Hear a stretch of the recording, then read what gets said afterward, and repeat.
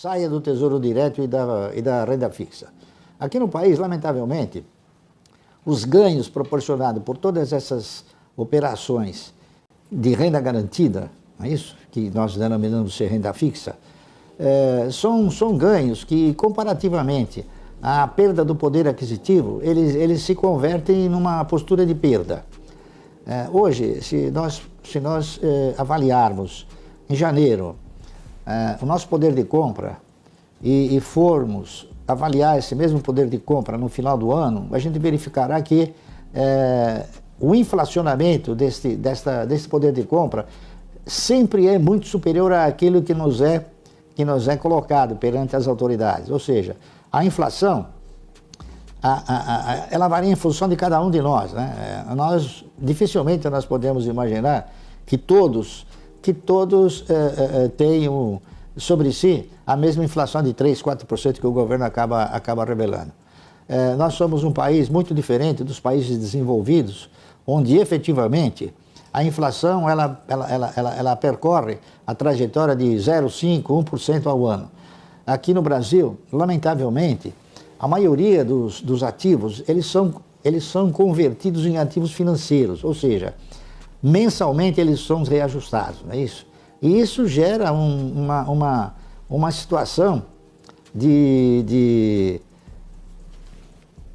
aumento progressivo, não é? Então isso elimina a possibilidade de nós concorrermos com uma inflação tão pouco.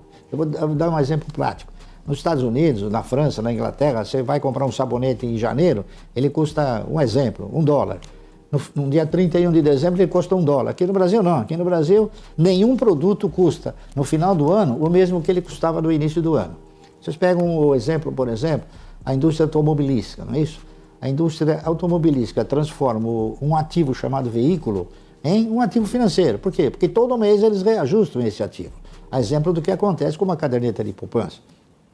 Você compra um apartamento na planta, o que acontece? Mensalmente ele é reajustado, mesmo sem ter sido entregue o bem para vocês. Então é muito difícil aqui a gente avaliar a inflação determinada pelas autoridades.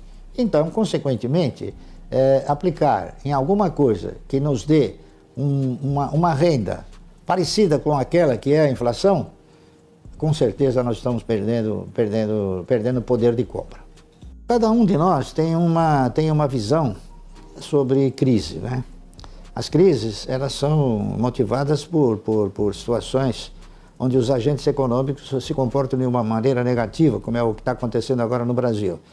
Nós atravessamos um período de incertezas, um período que nós precisamos modificar algumas estruturas, especialmente a estrutura previdenciária, porque aqui no Brasil, infelizmente, a Previdência Social, ela assumiu uma postura distinta daquela que deveria ser como fator de previdência. Ela assumiu também a postura do empregador, ou seja, o funcionalismo público, quando ele se aposenta com o mesmo salário que ele ganhava. Então, não é uma aposentadoria, é o segmento do seu trabalho. E com isso, o indivíduo, ele carrega um custo para o Estado muito maior. Por quê? Porque este afastamento que ele tem, ganhando o mesmo salário, irá obrigar o Estado a colocar um outro elemento no seu lugar, ganhando também um salário. Então o Estado ele passa o quê? Ele passa a produzir um sentimento de custo muito superior àquele que normalmente seria se o indivíduo simplesmente fosse provido de recursos originários de uma estrutura de previdência. Então, o que eu quero dizer é o seguinte, o mercado ele tem uma configuração um tanto quanto diferente. Aqui no Brasil, a definição de mercado, ela não é encarada tanto como um mercado de risco. Nós aqui no Brasil, nós somos mais um mercado de oportunidades, porque as oscilações produzidas na cotação das ações são oscilações que elas não têm fundamentos básicos, lógicos, né? Qualquer boato, ele é indicativo para modificar o direcionamento de uma ação, ou subir ou cair. E outro fator também que nós temos aqui no país é que nós não temos um colchão de investidores capaz de suportar pressões como aquelas que o mercado está submetido. Eu daria como exemplo o seguinte: o mecanismo de locação de ações que permite o cidadão locar uma ação e vendê-la no mercado é um mecanismo que tem sido extremamente nocivo, porque ele gera uma oferta fictícia, uma oferta imaginária, não é isso? Então, o mercado não tem essa estrutura de investidores. O que nós temos presenciado ultimamente, e a Bolsa tem noticiado com alguma galhardia, é que novos investidores entraram, mas na verdade não são investidores. São especuladores, são aplicadores de curto prazo que não promovem uma sustentação no instante em que o mercado sofre uma pressão.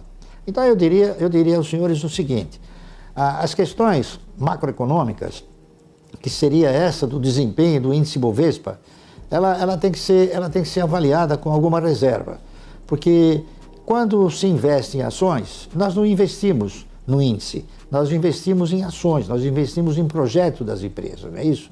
E mesmo nós tendo uma situação adversa na economia, nós temos segmentos que eles qualquer que seja a posição socioeconômica ou econômica do país, o cidadão vai consumir. Por exemplo, no caso de abastecimento de água, com crise ou sem crise, ninguém vai parar de beber água, ninguém vai parar de tomar banho, não é isso?